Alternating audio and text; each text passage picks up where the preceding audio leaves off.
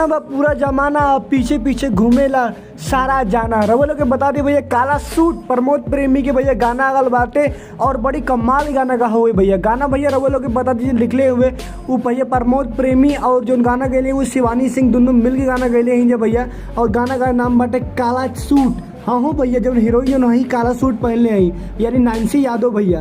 रउआ लोग के बता दीजिए म्यूजिक दिले हुए विकास यादव दिले हुए भैया। और गाना बड़ी कमाल का होला गाना होला आवे नहीं करिया सूट पहन के नैन्सी यादव आवत रहे नहीं और कुल एकदम चूल चक्कर में पड़ल रहे सब कुल गुलाब देता केहू कुछ देता एकदम कुल दीवाना जितना हुआ सो उनकर पीछे पड़ल हुआ सो। लेकिन भैया प्रमोद प्रेमी एकदम जो ना बाइक पर लेटल रहे ना उठे ना तो उनके देखते ही कुल जाना भाग जाना था यानी कि लगा था पावर प्रमोद या प्रेमी के भैया एकदम पूरा तो चला था सिक्का चले रहा भैया हो। और फिर क्या होला कि एकदम पूरा उनके एकदम रोक ले ना प्रमोद प्रेमी नैन्सी यादव के और कहे ना रोक लेना फिर वो कहे ले का कहे ले भैया करिया सूट जो पहनले आई नैन्सी यादव वो कहे नहीं कि भैया पूरा जमाना हमार दीवाना बाटे और पता नहीं कितना जाना हमारे चक्कर में पड़ल बाटे।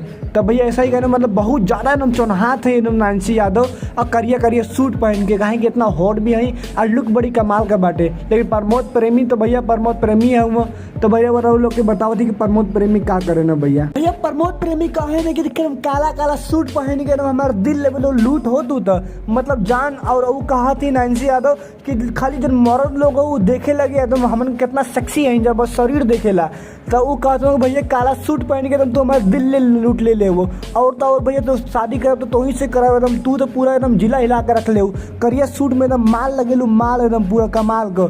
तो भैया नैन्सी यादव कहे नहीं कि भैया हम केहू के दिल ना दे लें जब वो शरारा पहनने नहीं एकदम एकदम पूरा हरारा मचा के रख देवे नहीं एकदम। और हम केहू के दिल ना देनी इतना आदमी हमारे पीछे पड़ल हुआ लेकिन केहू के दिल ना देनी खाली तोहके दिल दे ले तू तो बुलेट वाला हुआ ना हो प्रेमी प्रेमी याद प्रेमी प्रमोद प्रेमी हमारा दीवाना हुआ तू तो हम तो हमू तुमसे प्यार करे नहीं। तो वो कहने कि तू तो हमारा एकदम दिल लूट ले एकदम कचरा तोहार कचरा जो हुए एकदम हमारा नैन चैन सब कुछ सुख ले लेबा और तो तू ही से शादी करब। तो भैया एकदम काला सूट बाटे एकदम बड़ी कमाल का बाटे एकदम पूरा दिन पूरा एकदम मजा आगल बाटे गाना में। और गाना सारे गामा हंगामा म्यूजिक से आल बाटे और ट्रेंडिंग में आने वाला गाना भैया एकदम जिला हिरा के रख ले बस गाना है तो करिया सूट प्रमोद प्रेमी का भैया एकदम तू लुक और दोनों लेके दोनों करके लोग दीवाना एकदम बना देले बाटे। तो गाना जा वाला ट्रेंडिंग में जाके देखिए वीडियो का लिंक डिस्क्रिप्शन में दे दी रवा लोग के और बताई जा कमेंट करके वीडियो कैसे लगा रवा लोग के।